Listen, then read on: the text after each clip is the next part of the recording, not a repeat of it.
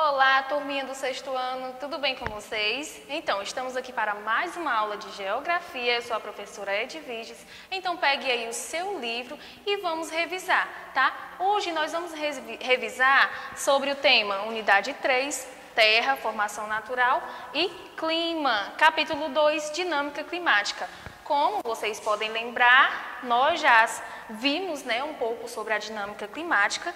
Como nós já acabamos o nosso livro e é sempre importante revisar, dar uma olhadinha, você aí que não assistiu o vídeo passado e está aqui hoje, assistindo, você que já assistiu, vamos pegar aí o livro de vocês, tá? Para assistir também novamente, tá bom? Para a gente ficar um pouco mais aí a par de tudo que se passa nessa dinâmica climática, tá? Nessa formação natural aí e clima. Então, vamos passar aqui o nosso slide, e vamos entender que as camadas da atmosfera, elas representam as divisões da atmosfera terrestre em níveis com características particulares. A divisão mais comum baseia-se na variação da temperatura de acordo com a altitude, mas há outras maneiras de dividir e classificar as camadas, como por meio do critério relacionado com a composição do ar. A classificação baseada na temperatura divide a atmosfera em 5 camadas. Vamos ver quais são elas: troposfera, estratosfera, mesosfera, termosfera e exosfera, que vocês vão encontrar aí a característica de cada um na página 224 no livro de vocês, tá? Aqui nós temos um exemplo dessas 5, Olha só. Troposfera, onde fica a troposfera? Também olhe no livro de vocês. Onde fica a estratosfera? Vão acompanhando no livro de vocês também. Mesosfera, termosfera e exosfera na página 224. Nós sabemos aí, que a troposfera é aonde o ser humano, faz aí, se transforma, faz as suas maneiras aí de viver, também. Sabemos também que é onde existem aí as principais formas de relevo, não é isso? Na troposfera, tá? E vamos aí passar para o próximo, que vamos falar aí sobre tempo meteorológico e clima, Que é comum ver o uso dos termos tempo e clima para designar o mesmo estado atmosférico. Tempo e clima são elementos que se complementam na descrição do ambiente atmosférico. Esses conceitos, porém, referem-se às condições diferentes do ambiente e usá-los como sinônimo é um equívoco, Como nós ouvimos sempre, as pessoas falam: hoje o clima está quente, hoje o clima está frio, hoje o tempo está quente, hoje o tempo está frio, e você sempre usa tempo e clima para dão o mesmo significado para eles, Mas sabemos que não é a mesma coisa. Vamos saber a diferença entre eles, olha só. Diferença entre tempo e clima. O tempo é o estado momentâneo das condições atmosféricas ou meteorológicas de um dado lugar, em um determinado momento, e está sujeito a variações. Quando alguém pergunta como está o tempo hoje, pretende saber se está frio ou quente, seco ou úmido, chuvoso ou ensolarado. O tempo é, portanto, a condição atual da atmosfera, que pode mudar de um instante para o outro, tá? Então, quando você usa esse termo tempo, você está querendo se referir como está o tempo naquele momento, se está frio, quente, seco ou úmido. Então, você utiliza o quê? Usa a palavra tempo.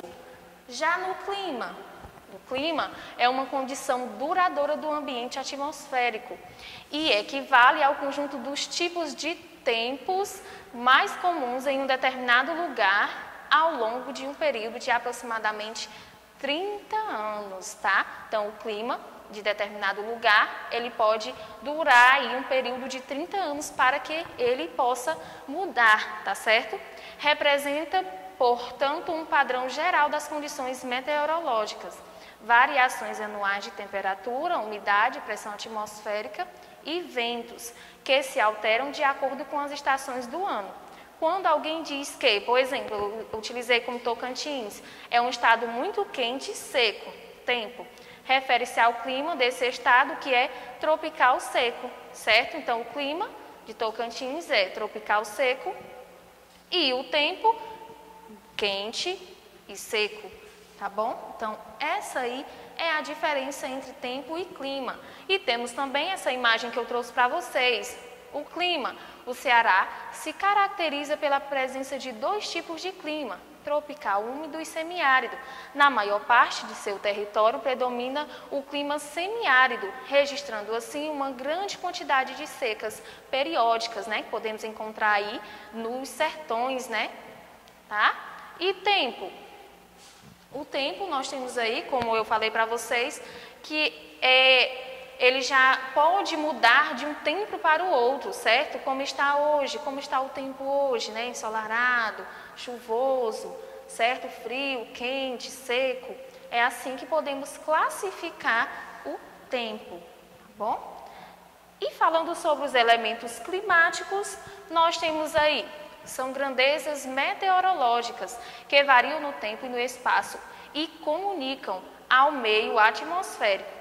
Suas características e propriedades particulares são temperatura, umidade, chuva, vento, nebulosidade, pressão atmosférica, radiação solar e etc. Então, nós vemos aí essa imagem dos fatores climáticos, né? Observe aí com atenção.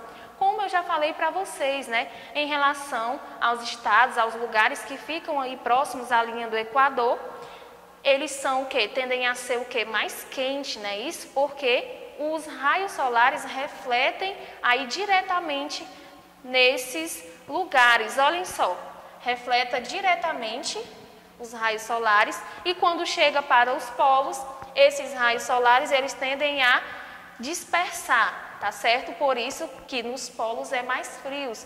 E nos lugares próximos à linha do Equador, essa linha imaginária, são mais quentes porque recebem aí essa radiação solar, né, diretamente, tá bom? E temos aí a temperatura, ok? Olha só, como eu falei para vocês aqui, nós temos a zona tropical, né? Considerada aí também uma zona quente, porque recebe aí essa iluminação do sol diretamente, tá? Temos as zonas temperadas norte, zona temperada sul, que são ali, são mais amenas, não são tão quentes, tá? Que o sol começa aí, seus raios solares começam aí a dispersar mais um pouco. E temos a zona polar do norte e zona polar do sul, que é onde vamos ter aí áreas mais frias, porque a irradiação do sol, ela vai mudar mais um pouco, tá certo? O ar que compõe a atmosfera exerce um peso sobre a superfície terrestre. Esse peso é identificado por meio da pressão atmosférica, que é a força exercida sobre a superfície devido ao seu peso. A latitude, que é a altitude, e a altitude, são os principais fatores que influenciam o comportamento da pressão atmosférica. Quanto mais baixa for a latitude, maior será a pressão atmosférica e, portanto, nos lugares mais altos a pressão é menor. Então, vemos aí, quanto mais baixa for a altitude, maior será essa pressão atmosférica. Quanto mais alta for, menor será essa pressão, ok? Então, o ar, ele se movimenta no sentido horizontal. Esse movimento é chamado de vento, sendo que se origina de uma área de alta pressão em direção a uma de baixa pressão atmosférica, ocorrendo o aumento expressivo da umidade do ar. E aí ocorrem o quê? A formação de nuvens. Olha só, vamos ver aí sobre essa ocorrência. Nós temos aí 3 tipos de chuvas, né?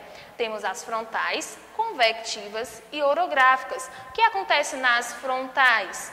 São as mais comuns e resultam aí do encontro de 2 massas de ar, com temperatura e umidade diferente.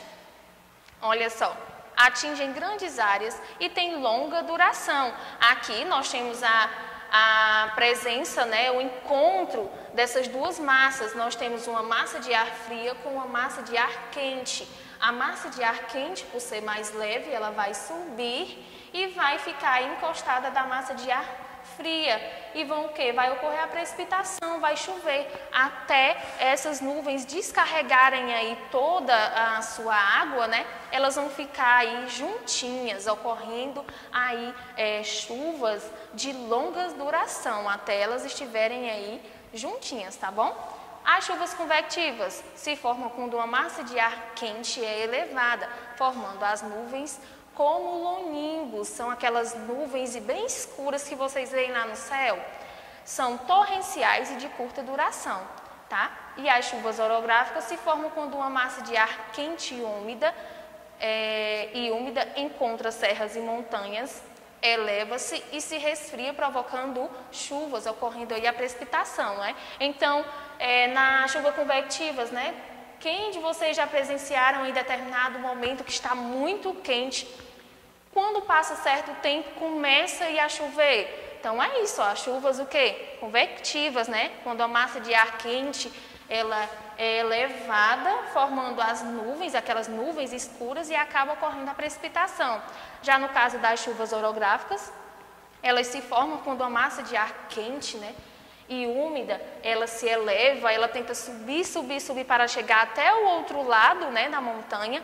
Então, o que acontece? Ela eleva-se e resfria, provocando o quê? As chuvas. Então, nós temos aí um lado da montanha com a vegetação aí bem diversificada e o outro lado da montanha, de onde essa nuvem não conseguiu chegar, atravessar, aí bem mais seco, certo? Por isso que temos aí em alguns locais interiores, né, bem mais secos, e em outras partes aí bem mais com vegetações aí bem mais sofisticadas, tá? E aqui nós temos os fatores climáticos, né, que é a latitude, a altitude, que fazem aí esses fatores mudarem, né, a maritimidade, a continentalidade, as correntes marítimas e as massas de ar, tá? E também temos as questões ambientais, né, poluição e contaminação do ar, chuva ácida, inversão térmica, ilhas de calor e desertificação, que são os fatores aí que entram mais nas questões ambientais, né? Chuva ácida, como eu já falei para vocês, né? Inversão térmica, ilhas de calor, a desertificação, que ocorre também bastante, dando espaço a construções, né? Isso, as chuvas ácidas é quando nós temos aí, as empresas lançam aí, principalmente os produtos químicos no ar, e quando chove, né, vem uma chuva aí que podem até destruir estátuas, pontes, tá? E podem também nos causar danos a nós, seres humanos, tá certo? Então, gente, trouxe, né, esse resumo para vocês do que a gente já estudou, tá certo? Espero que vocês assistam aí os vídeos que nós estamos colocando para vocês, trazendo como propostas, nas aulas ao vivo, que nós estamos também para tirar a dúvida de vocês, tá? Espero que todos participem, todos assistam aí os vídeos para ficar aí interadinho no que a gente está falando, tá bom? Então, um beijo para vocês e até a próxima aula.